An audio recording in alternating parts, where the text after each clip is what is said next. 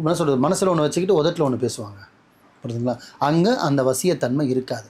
So ஒரே வாரத்தில் முடிக்கிறேன்னு, வசியம் இருக்கணும். நம்மளை எல்லாரையும் பிடிக்கணும். நம்மளை நான் பேசினா 10 பேர் கேட்கணும். நான் போய் நின்னா 10 பேர் எனக்கு சல்யூட் அடிக்கணும். நான் போய் பேசினா 10 பேர் அந்த எஸ்ன்னு சொல்லணும். அந்த அளவுக்கு உனக்கு வசியம் வரணும்னா, அதுக்கு நீ செய்ய வேண்டிய ஒரே வேலை, எந்த மேக்கப் கடைக்கும் போனா, உன்னோட எண்ணத்தையும் உன்னோட செயல்பாடையும் ஒரே நேர்கொண்ட பார்வையில் கரெக்டாக கொண்டு போ. எண்ணத்தை சுத்தமாகவே, உன் மைண்டை ஃப்ரீயாகவே, கண்ட கசனை தூக்கி போட்டுக்காத, ப்ரெஷர் எதிக்காத. என்ன சொல்கிறது, நாளைக்கு நடக்கிறது நடக்க தான் போகுது. இன்றைக்கி ப்ரெசென்ட் என்ன இருக்கோ அதை வச்சுட்டு சந்தோஷமாக இரு. புரியுதுங்களா?